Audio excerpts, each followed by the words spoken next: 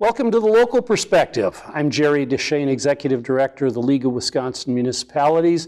We're going to talk about local control today, or preemption if you prefer. Is there such an animal out there anymore? And frankly, is Wisconsin alone? Are we the only ones where it seems every time we turn around, the legislature is taking away more local authority, whether it's over plastic bags or sanctuary cities, you name it. I'm thrilled, frankly, to have my guest here with me today. My guest is Alan Greenblatt. Alan, thanks for being here on the Local Perspective.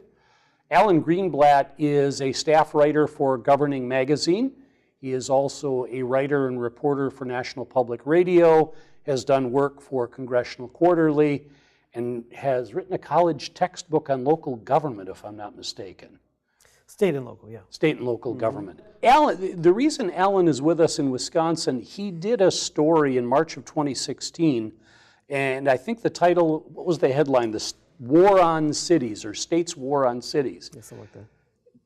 And that was sort of a cataloging of preemption efforts at the state legislative level. Can you sort of give us an overview of what's happening where? Just give us a few examples. Sure. Well, there are some that are very common across a lot of states. Big majority of states, like 43 states, put some kind of limit on the authority of cities or counties to levy taxes. They might have a property tax cap, for instance. Those have been sort of traditional, and they continue to happen. But there have been in the last few years a lot of kind of social issues and labor issues, where the states and cities have disagreed, and the states have blocked their cities from doing anything. So, for instance, minimum wage increases. Some cities have enacted minimum wages as high as $15 an hour, but a majority of states now have blocked their local governments from requiring minimum wages that are higher than the state level, whatever it may be. Their paid sick leave requirements. States want, or rather cities have told employers you have to provide sick leave, paid sick leave for people who are sick or have kids who are sick or whatever. And states have come in and said, you can't have those policies. It just goes on down the list. There's been a lot of controversy over LGBT or gay, lesbian, bisexual, and transgender discrimination. The cities have sought to ban discrimination for employment and housing, these kinds of things, and states have said you can't do that, or you can't go have stronger protections than we as a state offer. It just, the list sort of goes on and on, actually. Do you have a sense, Alan, of where Wisconsin falls in the spectrum? Yeah, it's been a very active state. I mean, I forget the number, but well more than 100 laws preempting local governments in some fashion or other over the last 5 or 6 years. So it's been a very active area. Whether it's blocking counties from spending money on streetcars as a way of trying to block the streetcar project in Milwaukee, something very specific like that. Things like prevailing wage law requirements, which are basically paying union level wages to contractors, requiring contractors to pay those to their workers. Those have been banned. Cities can't do that. Cities can't create their own occupational licensing requirements. So different jobs have licensing requirements, whether you're a doctor, a lawyer, even sometimes barber, so forth.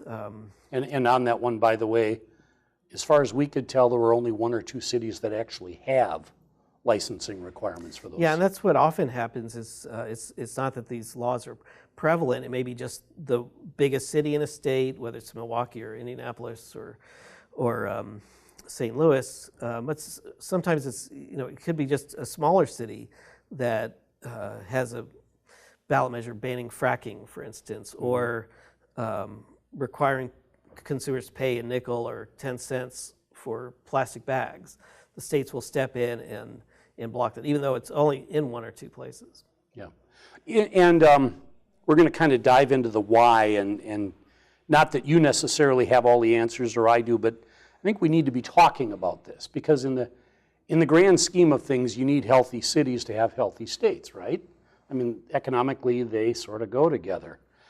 Florida, wasn't there a bill introduced in the Florida legislature that would be like the preemption of all preemptions, that essentially said local government can't do anything without state approval? Yeah, it was actually Arizona. Oh, that was Arizona. Yeah, so another Sunbelt city. But yeah, they passed a law last year, saying there was sort of a blanket rule that if any state legislator could look at the local laws or get wind of a plastic bag ban or what have you, and could ask the Attorney General, does that conform with state law, or does it somehow add to it or supersede it or whatnot? And if the Attorney General says, yes, that local law is somehow different from what's allowed in state law, then their state funds will be cut off. The city's state funds will be cut off. So what's, in your opinion, if nothing else, what's driving this sort of latest craze of preemption?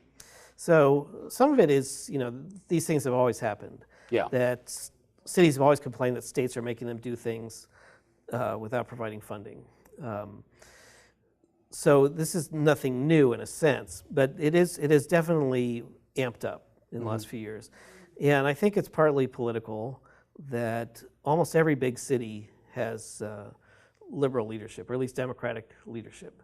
So whether it's New York or LA or San Francisco, the big cities you think of as liberal, or even Birmingham, Alabama, or Salt Lake City, Utah, or Dallas, the major cities in Texas that had been fairly conservative at the local level or very competitive. Harris County, which includes Houston, was the closest major county for the last 2 or 3 elections, but then Hillary Clinton last year won it by 12. And the leadership has become more Democratic. Anyway, so you have the cities, certainly the large cities are almost all run by Democrats. I think 22 out of the 25 largest cities have Democratic mayors. Meanwhile, states are almost all run by Republicans. So, your state has both chambers of the legislature have big Republican majorities, and the governor, of course, is Republican as well, Scott Walker. And that's true in a lot of states. The majority of states have both a Republican legislature and a Republican governor, and I think it's 33 states have both chambers controlled by the Republican Party.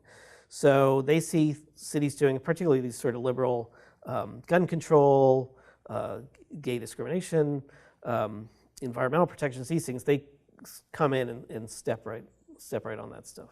So is it the legislature reacting, or is it the legislature proactively acting? And you mentioned some of the gun control initiatives, some of the other initiatives, and I think sometimes Republican legislators would say that there's a progressive group or an environmental group out there trying to convince state or city councils to do something, and it basically it's sort of a chess game, and the city is the pawn in the chess game.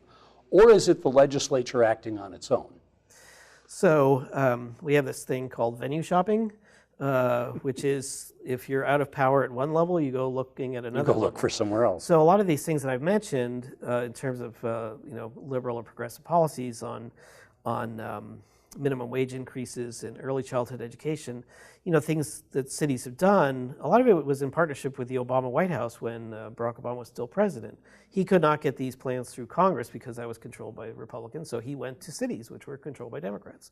But then, like I say, the Republicans have been controlling most states since 2010. They had, a huge wave-year election and have done well ever since. They have been in opposition to that. And so, yes, you do have liberal groups looking for places where they can try ideas. Like I was just actually working on a story about Seattle, which has its local elections this year. And this is the first year they're using what they're called democracy vouchers, where they're giving people vouchers of $25 each, and they can give up to $100 in public money to a candidate of their choice. So this is a new wrinkle in campaign finance that's being tried in a city. They went to Seattle, which is a very liberal city, and got voters to approve it there a couple years ago. So yes, there are issue advocates who are looking wherever they can, whether, there are not many states now, it's only 6 states that have both a Democratic governor and a Democratic legislature. Mm-hmm. So if you're pushing a liberal idea, you have a much better venue in the cities. The big city mayoralties is the one level government that Democrats dominate right now. And then, like I say, of course, there's a reaction to that. And meanwhile, also, there's a group called ALEC, the American Legislative Exchange Council, which is a group that brings together legislators and business interests, and they come up with what they call model legislation. So they'll write a bill on private prisons or on banning minimum wage increases, this kind of thing. And they are also shopping, looking for places where they can find someone to sponsor their legislation, which they've been doing for 20 years pretty successfully.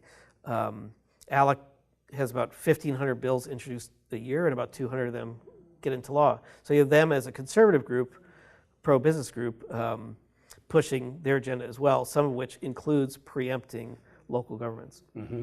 What are some of the negative effects of that you've seen in your work as a reporter around the country? How does that, and I know I'll give legislators the benefit of the doubt. They think, let's do this once so you don't have, a patchwork, I think is the term that they like to use, patchwork of regulations. But what are some of the downsides to the state stepping in and telling local governments, no, you can't do that, that, and that? Well, I mean, it is the patchwork idea is what they talk about, that it's hard for businesses to have one set of rules in Milwaukee, Madison, and a different set of rules in the northern part of the state to have to deal with. And that happens also at the federal level. States start regulating something, and then an industry might go to Washington and ask Congress, please regulate us and have a uniform regulation so we don't have to deal with 50 different state laws. And often it is legitimate.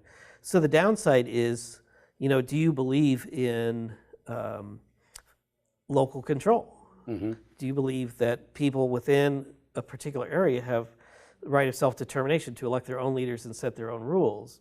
So, in most states, the cities are limited to what the states say they can do or what they are not expressly forbidden from doing. Right. What's happening is more states are forbidding them from doing things. But why, if Kansas City earlier this month, voters themselves, not the city council, voters approved an increase in the minimum wage. Missouri, the state, had already preemptively said cities can't raise minimum wage on their own.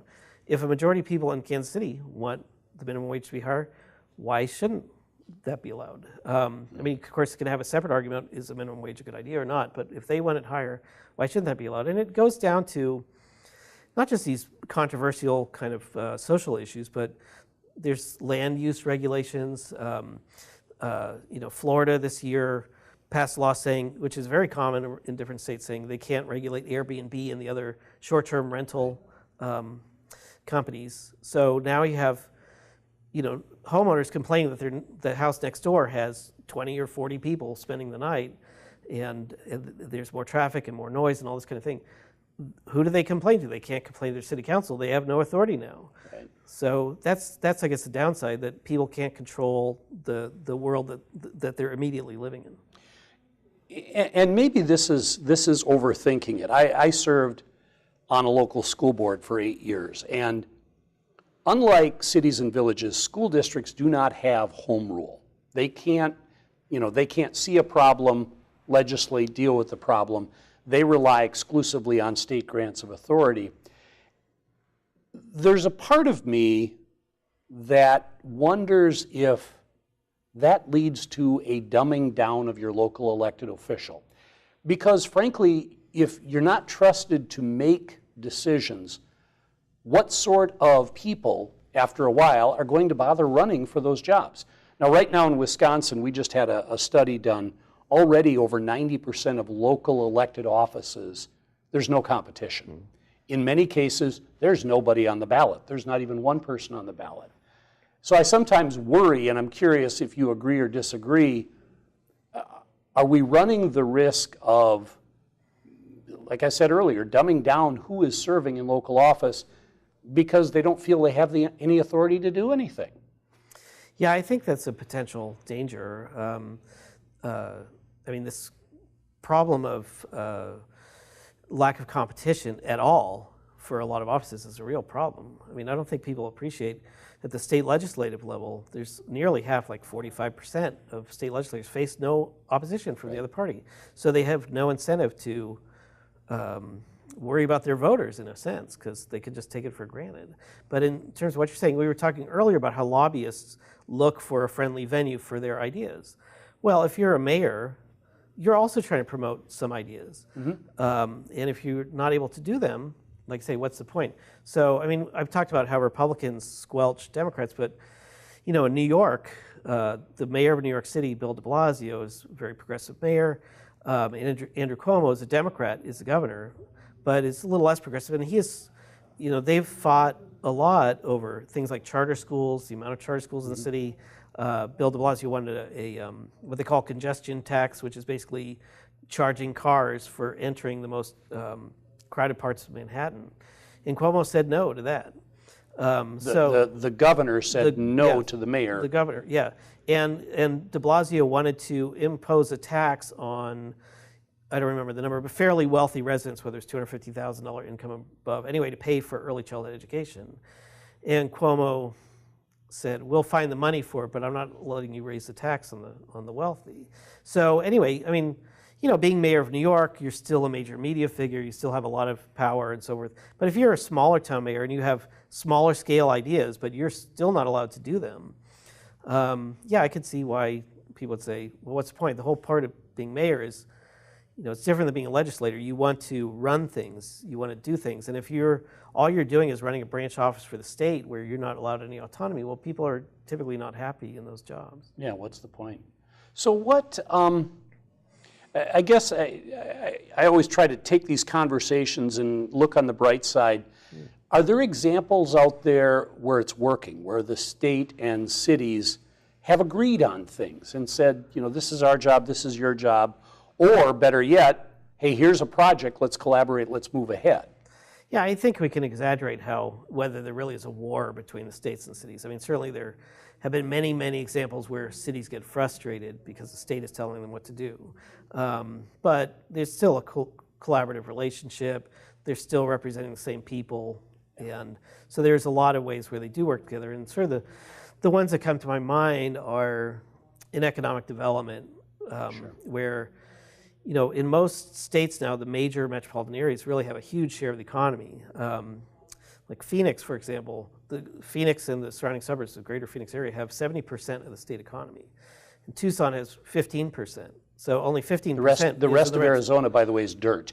Well, it does reflect the population, but they recognize that is where the economy is. Sure. So, like I said, they nonetheless passed this preemptive law, and anyway, so Arizona's, but they do recognize that that's where the economy is. So you do have very liberal mayors of cities like Nashville and Atlanta and Boston, who have worked, hand in glove with their governors, who are all Republicans, on big economic development projects, whether it's trying to get a big employer or, try to get some funding for transportation, things of that nature. So Foxconn in Wisconsin, that LCD screen manufacturer from Taiwan, that would be a good example. Frankly, the governor sort of led the negotiation, and now the legislation. There are huge incentives to Foxconn, but there's also money to help the local governments, because in one case, the village of Mount Pleasant is a fairly tiny village that all of a sudden is going to get this huge footprint, assuming all goes well. So the state did work well with local governments in that example. Yeah, that's happening similarly just outside of Reno, where Tesla's building this giga battery factory. It's some humongous, and the same thing, whereas it was not as large as the Foxconn deal, but it was like $1 billion worth of incentives. And that is now drawn in other companies as well. And so, the state is helping the local governments deal with planning, land use, because everyone, of course, wants jobs and companies come to their area, but then there's the question like who pays for the roads and if there has to be an extension to the interstate, that kind of thing. Yeah, so there's often is collaboration on those types of projects. I'm talking with Alan Greenblatt. Alan Greenblatt is a staff writer for Governing Magazine, has done a lot of work around the world, frankly, for National Public Radio and a number of other publications, talking about local control, talking about preemption. You told me earlier today that this was not your first visit to Wisconsin, No. but the first time you'd been able to get to Milwaukee. That's right. And Milwaukee's the only major city you had not been to? Yeah, in the country. It's the last major city I had never visited. Okay. So I do get a chance with my job to travel around a good bit and also go to some smaller towns as well. So I'd been to Madison 2 or 3 times to do stories about the legislature and the governor, and my in-laws used to have a cabin in Lake Nemagman up near Superior. You pronounced that properly, Thank which you. means you obviously have been there. I'd actually been there, got the T-shirt, went to the Dairy Queen. So yeah, this is my first time in Milwaukee, which I just sort of passed through on my way here, and certainly had some handsome old architecture, and I look forward to exploring it more. So and your home base, as I recall, is St. Louis? Yes, that's right. Sometimes the central part of the U.S. feels a little forgotten, left out, where flyover country is sort of how it's described sometimes. You have more of a national perspective. Is that an accurate portrayal? I mean, is the Midwest kind of forgotten, or is the Midwest, some of us feel we're seeing a bit of a resurgence in terms of growth, this Foxconn thing, some feel it's sort of an opportunity for a transformation. What's your perspective on that? I mean, you have a much broader look at the nation. Well, I think people on the coast do think of it as flyover country, not just the Midwest, but the Plains states and much of the South as well. I mean, people are pretty parochial. You know, I grew up in California, and we had a very California-centric view of the world. And you know, I lived in Washington D.C. and Washington was inside the Beltway is the phrase there, right? I mean, that is also a very insular world that you know, governing gives awards. We do an annual award dinner called Public Officials of the Year, where you acknowledge a governor, a mayor, a legislator, and so forth, county official, 6 or 8 a year. And anyway, so we have a dinner in Washington, and one year, I remember we had a sort of prominent national political reporter who said, these stories are fascinating. And we said, well, welcome to your country, you know? And yeah, people get caught up in their own worlds. You know, certainly the Midwest, I think now will be seen as a major political battleground. You know, President Trump was able to win largely because he was able to carry this state and Pennsylvania and Wisconsin, which had all voted for Democratic presidential candidates back to Ronald Reagan.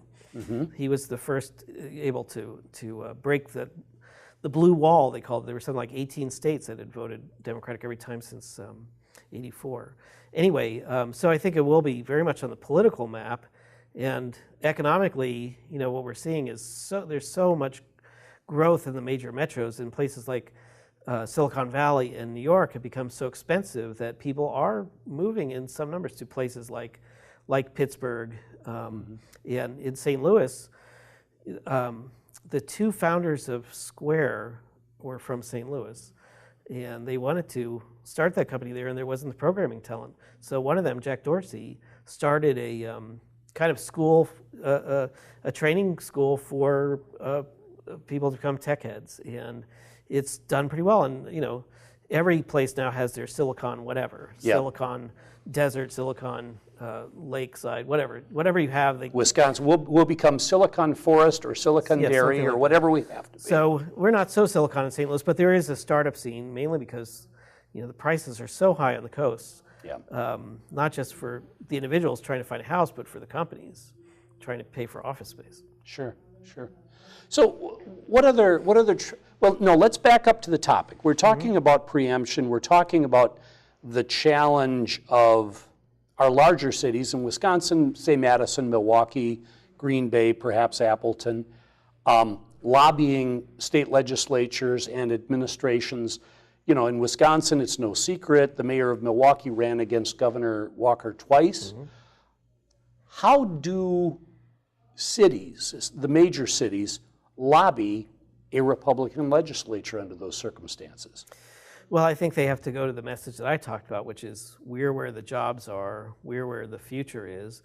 But, you know, to some extent, they're fighting an uphill battle. There's always been this kind of outstate resentment of the main city, whether it's Milwaukee or Indianapolis or Louisville. And now there's a partisan divide that goes along with the geographic divide. Sure. So in other words, almost all the legislators, I'm sure, you know, almost all your Democratic legislators are from Milwaukee or Madison or right nearby. And generally true. Generally true. So there aren't a lot of Republicans who are speaking for the cities, and the Republicans, of course, run everything. And there aren't a lot of Democrats elsewhere. So, they have to find ways to make alliances. They have to say, look, we're the jobs provider. The state's health depends on our health, like you said. For some things, it's very tough. For some of these more, openly partisan issues like civil rights, gun control, they're going to have a tough time selling. For some of these economic issues, I think they have an easier time, and I think they should rely on some of your members who are representing smaller cities who'll say, look, I understand you want to punish Milwaukee, but you're going to hurt us as well. So yeah, Omro is subject to that same law, man. Yeah, exactly. And I will tell you that we do see that because, well, first of all, Milwaukee is where the jobs are. Madison is where the growth is. Before we wrap up, and we've got just about 3 minutes left, what's next? I mean, what do you see next on the horizon, the next big challenge for not just big cities, the medium and small size cities? What's out there that we haven't begun to worry about yet, but perhaps we should? Okay, we're dealing with preemption right now. That, frankly, is as old as statehood. I mean, that push-pull has been going on forever. But what's out there? What's on the horizon? Well, what I've been thinking about lately is sort of the problems of success. And I kind of alluded to it earlier with the coasts being so expensive, but it's also true in less hot markets where rents are going up very fast. And it seems like the cities have become fashionable again, where people were fleeing the cities in the 60s and 70s. Now, certainly the millennials and the empty nesters, people without kids, people without school-age kids like living in cities now. And usually they like living in particular cities or particular neighborhoods within cities. So the pressure becomes immense in particular places. And often the jobs are very convenient to those places. People want to live right where they can walk to work or, hop on a quick ride. So I think that's going to be the big challenge. Like, even in the most thriving cities like New York, I mean, so much of the growth is in just a few zip codes. And so how you spread that around or how you connect the people who are in neglected neighborhoods with the jobs, I think that's going to be the big urban crisis, to borrow a phrase. Of the 21st century. Yeah. I mean, even there's a guy named Richard Florida who's an academic who wrote a book called The Rise of the Creative Class about 10 years ago, saying Right. Cities should try to get knowledge workers who are, in creative fields, not just the arts, but law, software, these kinds of things, people who work with their minds. And it has worked. And now he has written a new book that's not an apology for it, but saying it has exacerbated income inequality within the cities, where they're just going for these professional class workers and pushing out so many other people. Gentrification on steroids. Yeah, and now there are more poor people living in suburbs than in cities. And the suburbs are not set up for it. Right. The cities, at least there are enough poor people concentrated there that nonprofits and churches and so forth have built up an infrastructure to help them, and city governments as well. And now as they move to these suburbs with declining housing stock and whatnot, there's nothing to pull them up. But isn't that really just sort of a role reversal?